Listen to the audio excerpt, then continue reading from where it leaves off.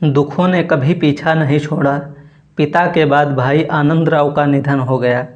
भीमराव के बड़े भाई आनंदराव कई दिनों से बीमार थे और बम्बई में ही रह रहे थे।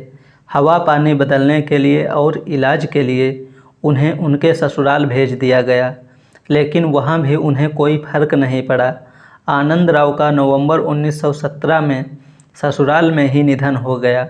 अब तक आनंदराव ही परिवार को संभालते थे और भीमराव परिवार की चिंता से मुक्त थे, क्योंकि सारी देखभाल वही करते थे।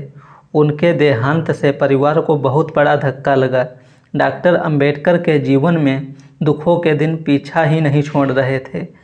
एक मुश्किल हालात से उबरते तो दूसरा संकट पैदा हो जाता, लेकिन धैर्य, साहस व शांत मन से इन सारी विकट परिस्थितियों को पार करते हुए वह आगे बढ़ते गए।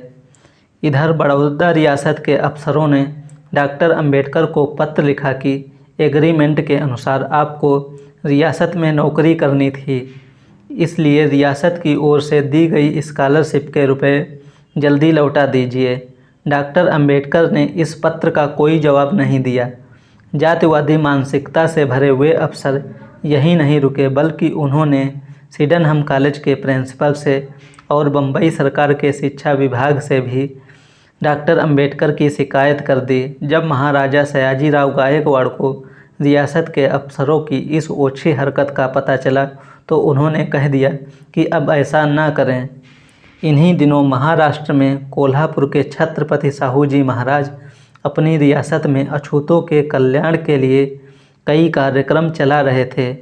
वह दलित वर्ग में शिक्षा के प्रचार, सामाजिक व धार्मिक अंधविश्वास मिटाने तथा ब्राह्मणों के वर्चस्व व गुलामी से मुक्ति दिलाने के लिए सार्थक प्रयास कर रहे थे। वह जाति व्यवस्था के विनाश व पंडे पुजारियों की लूट से आज़ादी की कोशिश कर रहे थे। मानवीय गुणों से परिपूर्ण महाराजा ने बहुत से अछूतों को अपने प्रशासन में सम्मानजनक पदों पर रखा। यही नहीं, व्यक्तिगत नौकरों में भी अछूतों को रखा। जो दलित थोड़े पढ़े लिखे थे उन्हें विशेष प्रशिक्षण देकर वकालत करने के प्रमाण पत्र दिए। वह जनता के बीच अछूतों के साथ भोजन करते थे। उन्होंने अछूत छात्रों के लिए मुफ्त में शिक्षा, आवास व भोजन की व्यवस्था की।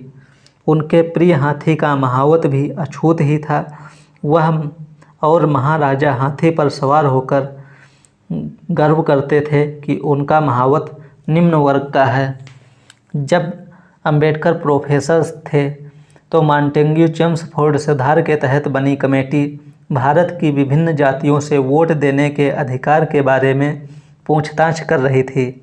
निम्न वर्ग की ओर से कर्मवीर शिंदे और अंबेडकर ने गवाही दी। इस संबंध में उन्होंने टाइम्स ऑफ इंडिया के बम्बई संस्करण में लिखा, स्वराज्य जैसे ब्राह्मणों का अधिकार है वैसा ही अछूतों का भी है। इसीलिए उच्च वर्ग के लोगों का यह पहला कर्तव्य है कि वह दलितों को शिक्षा देकर उनका मनोबल बढ़ाएं और सामाजिक स्तर ऊंचा उठाने के लिए कोशिश करें। जब तक यह नहीं होगा तब तक भारत की स्वतंत्रता का दिन बहुत दूर होगा, इसमें कोई संदेह नहीं है। दोस्तों, हमारी ये वीडियो अगर पसंद आई तो इसको लाइक करें और अपने दोस्तों को शेयर करना ना भूलें। और हमारे चैनल पर नए हैं तो सब्सक्राइब कीजिए और बेल आइकन ज़रूर दबा लीजिए ताकि आने वाले वीडियो का नोटिफिकेशन आप लोगों तक तुरंत पहुंच जाए। धन्यवाद दोस्तों, और मिशन को आगे बढ़ाइए।